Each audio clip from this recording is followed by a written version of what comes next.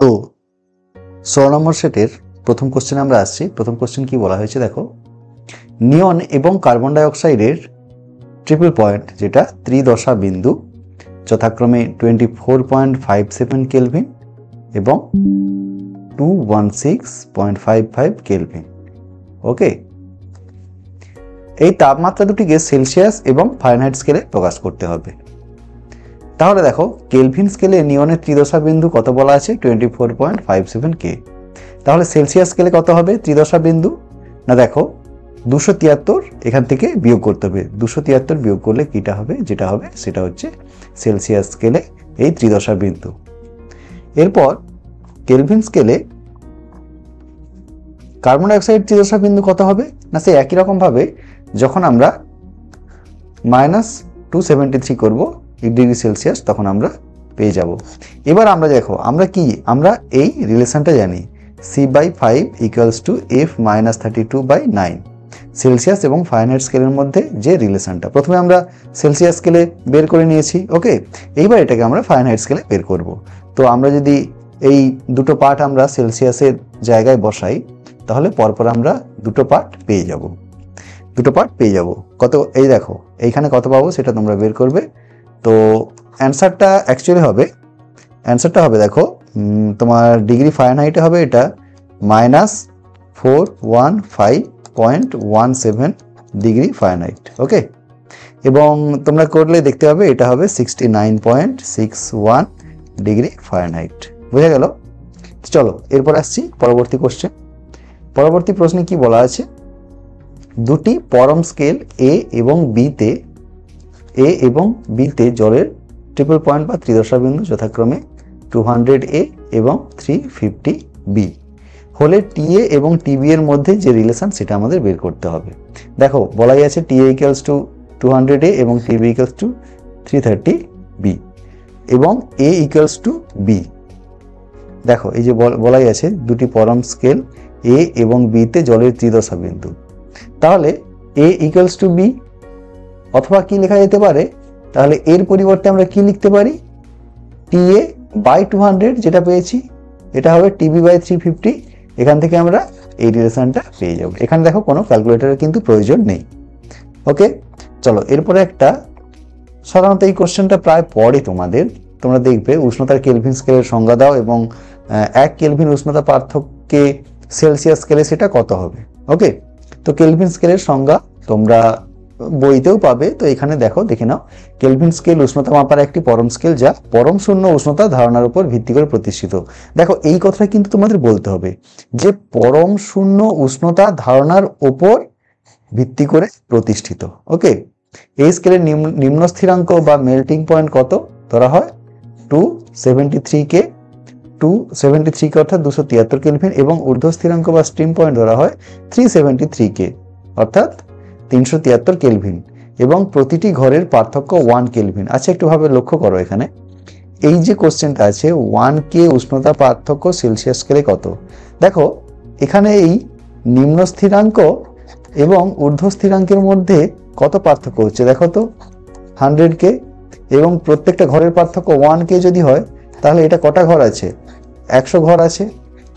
সেখানে সেলসিয়াস স্কেলেও কিন্তু নিম্ন স্থিরাঙ্ক এবং ঊর্ধ্ব স্থিরাঙ্কের মধ্যে ডিফারেন্স কত? 100 ডিগ্রি সেলসিয়াস এবং সেখানেও কিন্তু প্রত্যেকটা ঘরের মান ছিল, সেখানেও 100টা ঘর আছে। তাহলে আমরা যদি এই দুটোকে কম্বাইন করি আমরা কি দেখতে পাবো? না দেখতে পাবো 1 কেলভিন পার্থক্য কার সাথে সমান? 1 ডিগ্রি সেলসিয়াস পার্থক্যের সাথে সমান। বোঝা গেল?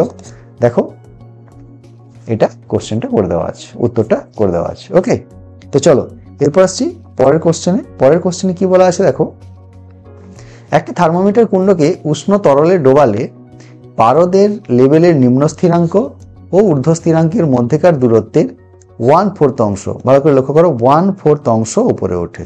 ওকে, এই উষ্ণতা বৃদ্ধি ডিগ্রি সেলসিয়াস এবং ডিগ্রি ফারেনহাইট এককে নির্ণয় করতে হবে। তো সেলসিয়াস স্কেলে কত হবে? 1/4 যেহেতু উঠেছে, দেখো সেলসিয়াস স্কেলের নিম্ন স্থিরাঙ্ক 0 ডিগ্রি সেলসিয়াস। ওকে, তাহলে কত হবে? 0 + 100 × 1/4 করে এটা পেয়ে যাবে। এবং ফারেনহাইট স্কেলের নিম্ন স্থিরাঙ্ক কত? 32 ডিগ্রি ফারেনহাইট এবং তার নিম্ন স্থিরাঙ্ক এবং ঊর্ধ্ব স্থিরাঙ্কের মধ্যে পার্থক্য কত? 180 ডিগ্রি ফারেনহাইট। যেটা সেলসিয়াস স্কেলে ছিল নিম্ন স্থিরাঙ্ক এবং ঊর্ধ্ব স্থিরাঙ্কের মধ্যে পার্থক্য 100 ডিগ্রি সেলসিয়াস। তো এখানে 180 ইন্টু 1/4 1/4 করে আমরা এটা পাচ্ছি। ওকে, বোঝা গেল। এরপর আসছি চলো পরবর্তী প্রশ্নে। পরবর্তী প্রশ্ন 5 নম্বর প্রশ্ন দেখো, যে কোনো ত্রুটিপূর্ণ থার্মোমিটারের নিম্ন স্থিরাঙ্ক বলা আছে 0.5 ডিগ্রি সেলসিয়াস। ওকে, যার ঊর্ধ্ব স্থিরাঙ্ক 101 ডিগ্রি সেলসিয়াস হলে 30 ডিগ্রি তাপমাত্রায় ওই থার্মোমিটারের পাঠ কত হবে? দেখো, যেহেতু ত্রুটিপূর্ণ থার্মোমিটার তাই তার নিম্ন স্থিরাঙ্ক কিন্তু 0 ডিগ্রি সেলসিয়াসে নয়, ঊর্ধ্ব স্থিরাঙ্ক 100 ডিগ্রি সেলসিয়াস নয়। তো ধরা যাক যে প্রদত্ত থার্মোমিটারের পাঠ থিটা ডিগ্রি সেলসিয়াস। আমরা বলতে পারি দুটি থার্মোমিটার স্কেলের ক্ষেত্রে, দুটো থার্মোমিটার স্কেল যখন হবে, প্রাপ্ত পাঠ মাইনাস নিম্ন স্থিরাঙ্ক বা ঊর্ধ্ব স্থিরাঙ্ক মাইনাস নিম্ন স্থিরাঙ্ক ইকুয়ালস টু ধ্রুবক। তাহলে এখানে আমরা দেখো মানগুলো বসাচ্ছি, থিটার জায়গায় বসালাম। এটা দেখো নিম্ন স্থিরাঙ্ক 0, ঊর্ধ্ব স্থিরাঙ্ক 100, কিন্তু এক্ষেত্রে নিম্ন স্থিরাঙ্ক 0.5 ডিগ্রি সেলসিয়াস এবং ঊর্ধ্ব স্থিরাঙ্ক কত? 101। এটা এখন বসাবো, তখন আমরা এইভাবে পাবো। ওকে, তো দেখো এটা কিন্তু খুব সমস্যার কিছু না, এখানে তোমাদের কিন্তু ক্যালকুলেটর প্রয়োজন নেই। তো সুতরাং এর পরেও তোমরা ক্যালকুলেশন করতে পারবে, এবং ক্যালকুলেশনটা যদি হয়, দেখো ক্যালকুলেশনটা অ্যাকচুয়ালি তোমাদের ক্যালকুলেশন করলে বেরোবে 30.65 ডিগ্রি সেলসিয়াস। বোঝা গেল? তাহলে প্রদত্ত থার্মোমিটারের পাঠ কত হবে ওই উষ্ণতাতে? 30.65 ডিগ্রি সেলসিয়াস। এটা হচ্ছে অ্যান্সার। ওকে, যারা পারছো তুলে নিচ্ছ, কিন্তু তোমাদের যদি পিডিএফ দরকার হয়, এই পিডিএফ লিঙ্কটা কি তোমাদের ডেসক্রিপশনে দেওয়া থাকবে, তোমরা ওখান থেকে কোর্সটা এনরোল করতে পারো। তো চলো এরপর আসছি পরবর্তী প্রশ্নে। প্রমাণ চাপে শুষ্ক বরফের উষ্ণতা কত?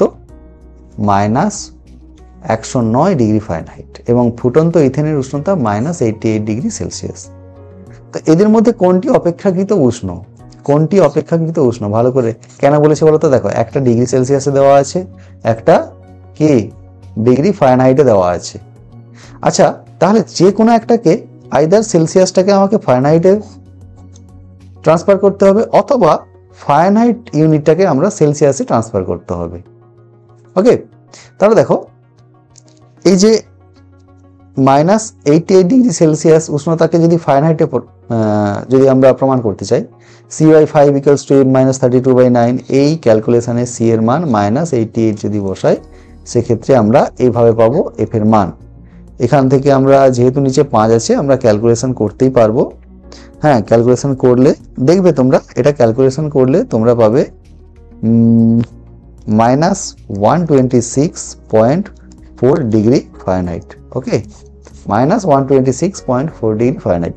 আচ্ছা, একটু ভালো করে খেয়াল করো, তাহলে ইথেনের উষ্ণতা কত হচ্ছে? ফুটন্ত ইথেনের উষ্ণতা -126.4 ডিগ্রি ফারেনহাইট, কিন্তু শুষ্ক বরফের উষ্ণতা -109। তাহলে কোনটা বেশি? দেখো, এইটাই কিন্তু বেশি।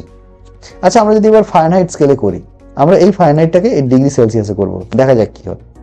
তো এই C/5 = F - 32/9, ওই একই রিলেশন, ওই রিলেশনে যখন আমরা বসাচ্ছি, তো গুণ করবে, যেহেতু 9 দিয়ে ভাগ, এটা তোমরা মুখে মুখেই করতে পারবে, এখানে ক্যালকুলেটরের কোনো প্রয়োজন নেই।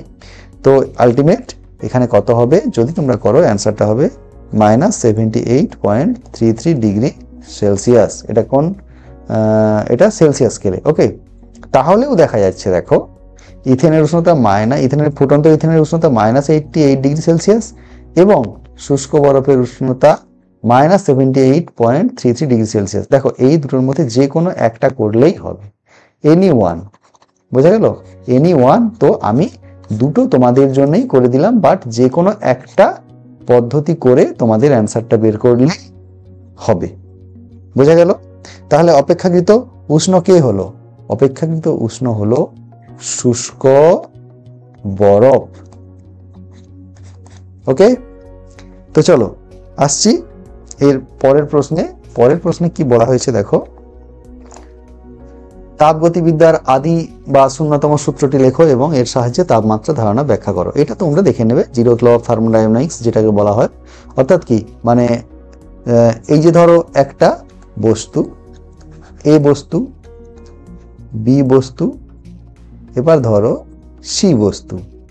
ধরো এই এ বস্তু এবং সি বস্তুর মধ্যে পারস্পরিক তাপ আদান প্রদানের ফলে এই দুটি সাম্যাবস্থায় আছে। আবার যদি এই পৃথকভাবে ধরো বি এবং সি এর মধ্যে যদি তাপের আদান প্রদান হয়ে যদি দুটি তাপীয় সাম্যাবস্থায় থাকে, তাহলে বলা যায় যে এই দুটি এ এবং বি একে অপরের সঙ্গে সাম্যাবস্থায় আছে।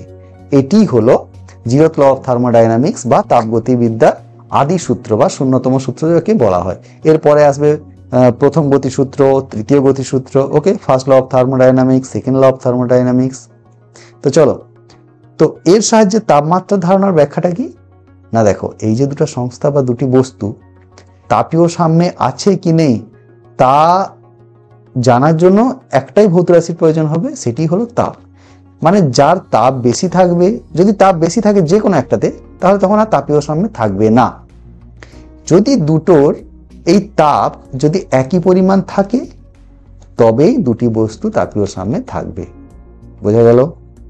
চলো এরপর আসছি আমরা পরবর্তী একটা ইম্পর্টেন্ট, মানে কি বলবো, এটা খুবই ইম্পর্টেন্ট একটা প্রবলেম। চলো দেখা যাক। দুটি থার্মোমিটারের একটি সেলসিয়াস এবং অন্যটি ফারেনহাইট স্কেলে অঙ্কিত। বোঝা গেল? একটা সেলসিয়াস স্কেল, একটা ফারেনহাইট স্কেল।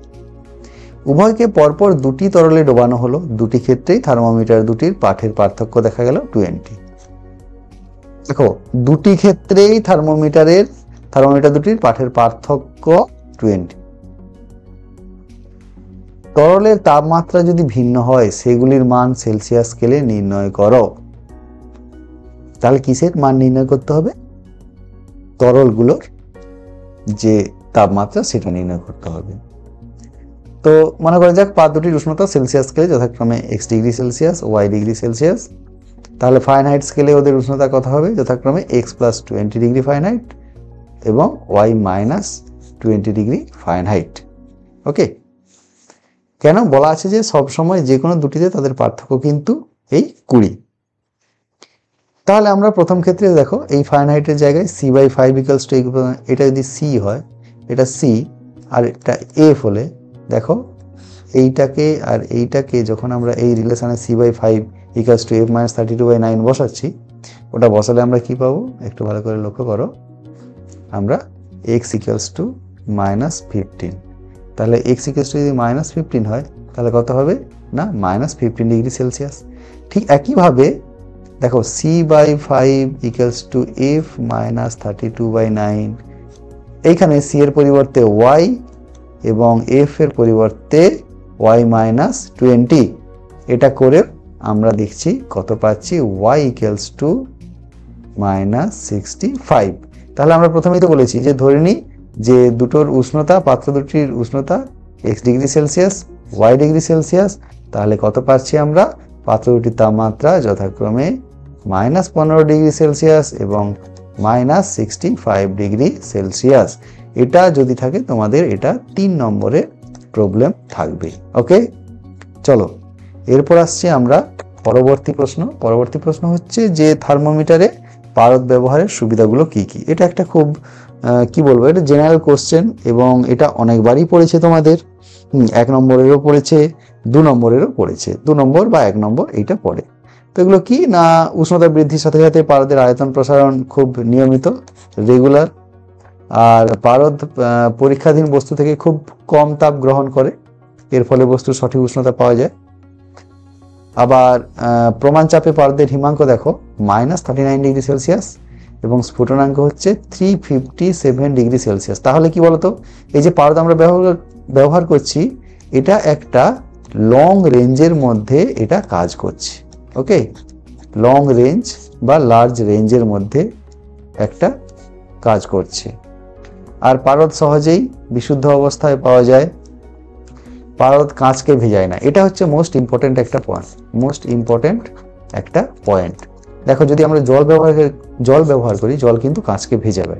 বা আদার্স বেশিরভাগ জাতীয় তরলের ক্ষেত্রেই কিন্তু সে কাঁচকে ভেজায়, কিন্তু পারদ কি না, কাঁচ ভেজায় না। এটা একটা মোস্ট ইম্পর্টেন্ট পয়েন্ট। যখনই তোমাদের পারদ ব্যবহারের সুবিধা বলবে তোমরা এই পয়েন্টটা অবশ্যই দেবে। ওকে, আচ্ছা, পারদ অস্বচ্ছ বলে কাঁচ নলের বাইরে থেকে দেখা যায়। দেখো এক্ষেত্রে যদি জল বা গ্লিসারিন এগুলো আমরা যদি ব্যবহার করতাম, তো এগুলো কি বলতো, এগুলো কাঁচের বাইরে থেকে খুব সহজে এগুলো অতটা বোঝা যায় না। বোঝা গেল? আর দেখো পারদ তাপের সুপরিবাহী হয়, এই থার্মোমিটার দ্রুত কাজ করে। তাহলে আমরা পারদ ব্যবহারের সুবিধাগুলো আমরা দেখতে পেলাম যে কেন পারদ ব্যবহার করা হয়। তাহলে চলো এবার আসছি লাস্ট কোশ্চেনে, যে একটি পারদ থার্মোমিটারে পারদ নলের প্রস্থচ্ছেদ সুষম। আচ্ছা তোমাদের বলে দিই, এটা কিন্তু এর আগে আমাদের ওয়েস্ট বেঙ্গল জয়েন্টে কিন্তু একাধিকবার পড়েছে, এমনকি এটা নিটেও পড়েছে একবার। এবং তোমাদের এই বোর্ডের যে সেমিস্টার সিস্টেম, এই সেমিস্টার সিস্টেমের জন্যও কিন্তু এটা খুব একটা ইম্পর্টেন্ট প্রবলেম। বোঝা গেল? এটা ইম্পর্টেন্ট প্রবলেম। এই প্রবলেমটা দিয়ে আমরা এই সেটটা শেষ করতে চলেছি। চলো, একটি পারদ থার্মোমিটারের পারদ নলের প্রস্থচ্ছেদ সুষম। থার্মোমিটারটির স্কেল মিটারে অঙ্কিত আছে। এই থার্মোমিটারের নিম্ন স্থিরাঙ্ক এবং ঊর্ধ্ব স্থিরাঙ্কের পাঠ যথাক্রমে দেখো দেওয়া আছে 0.025 মিটার এবং 0.250 মিটার। পারদ সূত্রের শীর্ষের পাঠ 0.10 মিটার হলে ডিগ্রি সেলসিয়াস এবং ডিগ্রি ফারেনহাইট এককে উষ্ণতা কত হবে? দেখো এখানে খুব ভালোভাবেই লক্ষ্য করো, দেখা আছে এটা সেলসিয়াস স্কেল, এটা ফারেনহাইট স্কেল। তাহলে উভয় ক্ষেত্রের ঊর্ধ্ব স্থিরাঙ্ক বলাই আছে কত, 180 ডিগ্রি ফারেনহাইট, 100 ডিগ্রি সেলসিয়াস। আবার সেলসিয়াস স্কেলের নিম্ন স্থিরাঙ্ক কত না 0 ডিগ্রি সেলসিয়াস, এবং ফারেনহাইট স্কেলে কত 32 ডিগ্রি সেলসিয়াস। এবং দেখো এটা পার যথাক্রমে কত কত পেয়েছিলাম, দেখো নিচে বলা আছে যে 0.025 এবং ওপরে 0.25, এই যে 0.25। এবার ধরলাম সেলসিয়াস স্কেলে ওই উষ্ণতা হবে θ1 ডিগ্রি সেলসিয়াস। তো এরকম করে যদি আমরা বসাই সি এর পরিবর্তে সি মাইনাস নিম্ন স্থিরাঙ্ক, ঊর্ধ্ব স্থিরাঙ্ক মাইনাস নিম্ন স্থিরাঙ্ক, এইবার যেটা দিয়েছে এই যে দেখো পারদ সূত্রের শীর্ষের পাঠ 0.10 মিটার, তাহলে 0.10 বাই এই যে নিম্ন স্থিরাঙ্ক এবং যেটা পেয়েছি 0.25 বাই 0.025, এরকম করলে আমরা পেয়ে যাচ্ছি θ1 = 33.θ ডিগ্রি সেলসিয়াস। এটা সেলসিয়াস স্কেলে পেলাম। এবার যদি আমরা ফারেনহাইট স্কেলে ধরি, সেই একই রকম ভাবে দেখো আমরা নিম্ন স্থিরাঙ্ক বসাবো, আর এক্ষেত্রে তো এটা সেম থাকবে। দেখো আমরা ঊর্ধ্ব স্থিরাঙ্ক নিম্ন স্থিরাঙ্ক এটা করে আমরা পেয়ে গেলাম Q = 92 ডিগ্রি ফারেনহাইট। ওকে, বোঝা গেল? তো আশা করি তোমরা বুঝতে পেরেছো। যদি না বুঝতে পেরে থাকো, তোমরা পিডিএফটা আছে লিঙ্কে, তোমরা পিডিএফ লিঙ্কে গিয়ে এখান থেকে কোর্সটা তোমরা এনরোল করতে পারো। তো চলো ফিরছি পরবর্তী ক্লাস নিয়ে। সবাই সুস্থ থেকো, ভালো থেকো।